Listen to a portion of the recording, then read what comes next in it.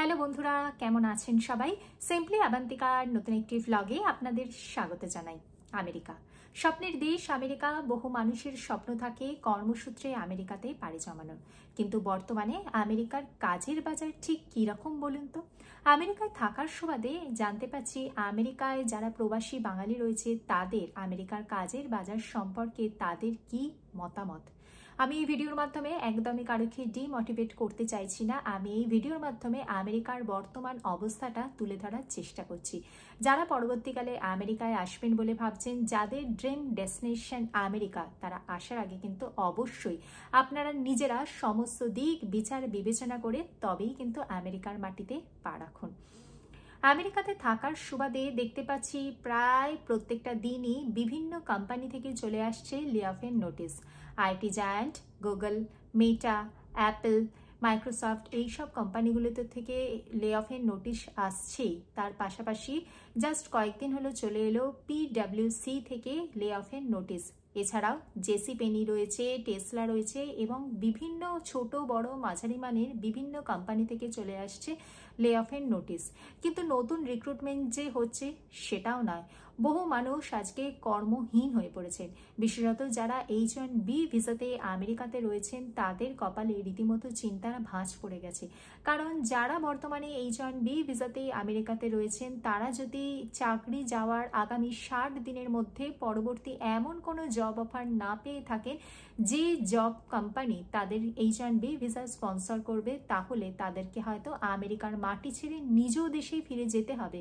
সেক্ষেত্রে তাদের সন্তানদের স্কুল বা তাদের সমস্ত প্রপার্টি সমস্ত কিছুর মায়া ত্যাগ করে তাদেরকে কিন্তু নিজের দেশেই ফিরে যেতে হবে। আমেরিকা ওয়ার্ল্ডের লার্জেস্ট ইকোনমি, কিন্তু বর্তমানে সেই ইকোনমির অবস্থাও ভীষণই খারাপ। একে তো ট্যারিফ নীতি, তারপরেতে গ্লোবাল স্লোডাউন, বিভিন্ন কারণে আমেরিকাতে কিন্তু ঘরে বাইরে একটি বিপর্যয়ের সম্মুখীন। সেখানে নিত্যদিনই বাড়ছে পণ্যের দাম বৃদ্ধি। আমরা যারা আমেরিকাতে বসবাস করছি তারা দেখতে পাচ্ছি আমেরিকার ট্যারিফ যুদ্ধ বা এখানেতে আমেরিকার সম্পর্কে মানুষের মতবাদ।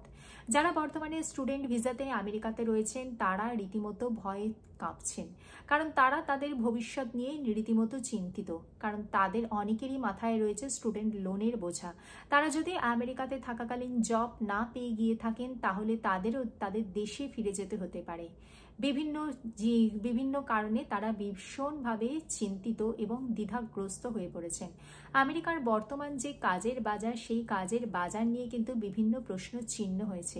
আগে যেটি আমেরিকা যা ছিল সারা পৃথিবীবাসীর ড্রিম ডেস্টিনেশন, আজকে তারাই সেই পৃথিবীবাসী আমেরিকার বদলে কিন্তু তার বিকল্পে অন্যান্য দেশে কিন্তু তাদের বিকল্প গন্তব্য হিসেবে বেছে নিয়েছে।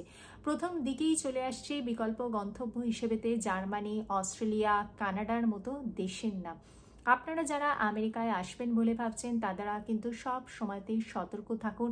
তারা তাদের স্কিলটাকে আপগ্রেড করুন। বিভিন্ন ধরনের নতুন কোর্স বেরিয়েছে যেগুলো থেকে পরবর্তীকালে কাজের সম্ভাবনা প্রচুর রয়েছে। সেই রকম স্কিলগুলোতে নিজেরা শেখার চেষ্টা করুন, কারণ বর্তমানে এর শিক্ষাগত যোগ্যতার পরিবর্তে কিন্তু আপনার স্কিলের উপরেতে কিন্তু বেশি মাত্রায় নজর দেওয়া হচ্ছে। সেই ব্যাপারগুলোতে কিন্তু একটু মাথায় রাখুন। ভিডিওটি ভালো লাগলে লাইক করবেন, চ্যানেলটিকে সাবস্ক্রাইব করবেন। দেখা হচ্ছে পরবর্তী ভিডিওতে। ভালো থাকবেন, সুস্থ থাকবেন। নমস্কার।